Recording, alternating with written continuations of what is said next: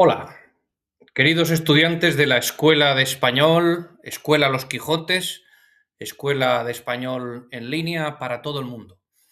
Hoy voy a hablar de uno de mis museos predilectos, de uno de mis museos favoritos del mundo, y que está en España, están en Madrid, es el Museo del Prado, y que para mí es sin duda una de las mejores pinacotecas del mundo, uno de los museos que conviene visitar y que si estás interesado y te apasiona la historia de España, no solo de España, sino de todo lo que engloba la hispanidad y la lengua española, es importante que visites el Museo del Prado. Esta es una guía para el Museo del Prado.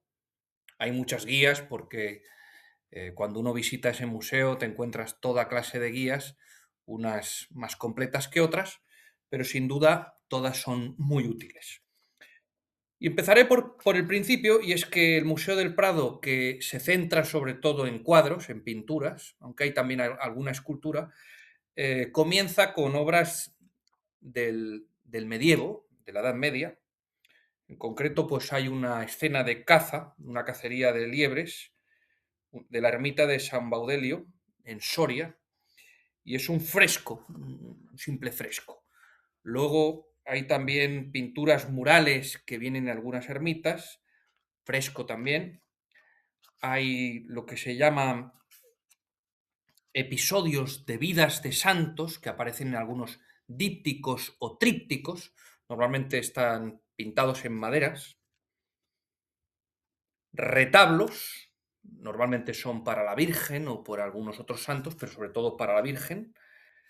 Entonces, a partir de lo que sería el arte gótico, que en pintura comienza hacia el siglo XII, ya se conocen los nombres de los pintores. Varefisa, por ejemplo, la pintura hispano-flamenca, de esos pintores flamencos que hacia el siglo XIV representan muy a menudo la figura de la Pietà o la Piedad. La Piedad es la Virgen con el Cristo muerto. Justo después del descendimiento de la cruz está la Virgen María con Jesucristo en brazos, y Cristo está muerto porque lo han descendido de la cruz. La Piedad, sin lugar a dudas, era una representación iconográfica que empezó a propagarse mucho en el siglo XIV por la influencia de los episodios de la peste negra, que prácticamente eliminaron a un tercio de la población en Europa. Entonces, la representación iconográfica de la Virgen con Jesús era siempre la Piedad, una Virgen doliente, una Virgen que está en un llanto profundo sosteniendo el cuerpo de su hijo. Luego encontramos ya otros pintores como Bartolomé Bermejo, Berruguete, Juan de Flandes. Empiezan ya los pintores flamencos, una influencia, vienen del flamenco porque después de los Reyes Católicos estuvo Juana de Castilla, y después de Juana vino su hijo Carlos V, Carlos I de España y V de Alemania, y con él vinieron muchos pintores de Flandes, flamencos, que eran realmente extraordinarios. El Renacimiento, viene el manierismo, comienza a ver los retratos de los reyes, el retrato de Carlos I, de Tiziano, un retrato a caballo, maravilloso, maravilloso. Luego hay también retratos de, por ejemplo, Felipe II, el hijo de Carlos I, retratos de las reinas. Hay mucha pintura religiosa, el bautismo de Jesús, por ejemplo. El Greco, Domenico Teotocópuli, que era un pintor que venía de Creta, y uno de sus cuadros más famosos es La Trinidad. Es un óleo maravilloso que yo, cuando lo he contemplado, incluso a veces me he emocionado. La Anunciación, hay muchas representaciones de la Anunciación. La huida a Egipto, estamos hablando aquí de los cuadros del Greco. Famosísimo el cuadro del caballero con la mano en el pecho, del Greco. El Greco pasó gran parte de su vida en Toledo y en Toledo tiene también importantes cuadros, incluso en la Catedral de Toledo. Aquí vemos la Anunciación del Greco, maravilloso. Yo os recomiendo que vayáis a la página web del Museo del Prado y ahí vais a disfrutar muchísimo. El bautismo de Cristo, la adoración de los pastores. Luego hay otro autor que se llama Juan Bautista Maíno. Estamos hablando del Renacimiento todavía. Empiezan luego los bodegones en el Siglo de Oro. Son escenas de algunas mesas con frutas, con comida. Luego viene Ribalta, con pintura de vidas de santos. Rivera, José de Rivera. Hay representación de vidas de santos y de martirios de santos, como el martirio de San Felipe. La pintura andaluza del siglo XVII, que es muy importante. Ya estamos ahí entre el Renacimiento y el Barroco. Zurbarán, que es un pintor que también retrata a San Francisco. Alonso Cano.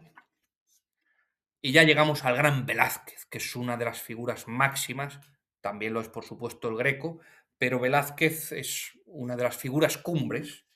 Velázquez hizo retratos de Felipe III, Felipe IV, su maravilloso y célebre Triunfo de Baco, o Los borrachos,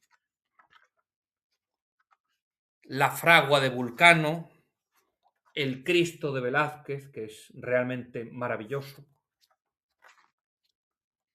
Hay un retrato del conde duque de Olivares, después hay algunos retratos de enanos de la corte, el célebre cuadro de las Meninas, por supuesto, seguramente es el más famoso del Museo del Prado, Las Meninas.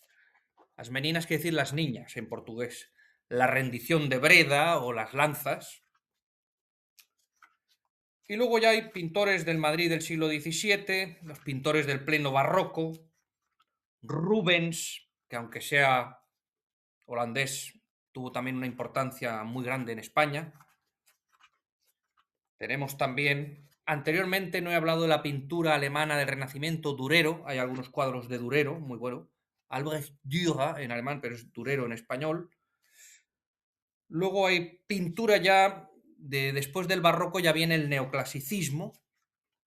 Y finalmente ya nos vamos a adentrar en Goya, que hace retratos, por ejemplo, de Carlos IV, la familia de Carlos IV, algunas escenas bucólicas del campo. También tiene un Cristo, tiene el retrato de Jovellanos, que era uno de los ilustrados de aquella época. Goya hizo también una pintura histórica de los acontecimientos tristes del 2 de mayo. Las dos majas, la vestida y la desnuda, las majas de Goya, se dice que era la duquesa de Alba. Tiene también pues, esos episodios del 2 de mayo de 1808, los fusilamientos del 3 de mayo. Tiene también episodios de los desastres de la guerra, caprichos, grabados de Goya. Luego ya nos adentramos en el neoclasicismo con Madrazo, el romanticismo. Vamos allá con Antonio Gispert Pérez, pintura histórica de Eduardo Rosales, Pradilla, y luego ya vamos hacia el realismo y ya la evolución en el 19. Sorolla, otro gran pintor maravilloso. Y ya en este sentido ya nos adentraremos en lo que sería la pintura más contemporánea. También podemos encontrar algunas obras de tanto de Picasso como de Dalí, que ya son del siglo XX. Son pintores ya casi puede decir de nuestro tiempo. Pues yo os recomiendo que visitéis el Museo del Prado, que os compréis una buena guía y que os documentéis. El Museo del Prado os enseñará mucha historia de España y entenderéis muchas cosas, sobre todo de nuestros reyes y de nuestros grandes hombres. Gracias.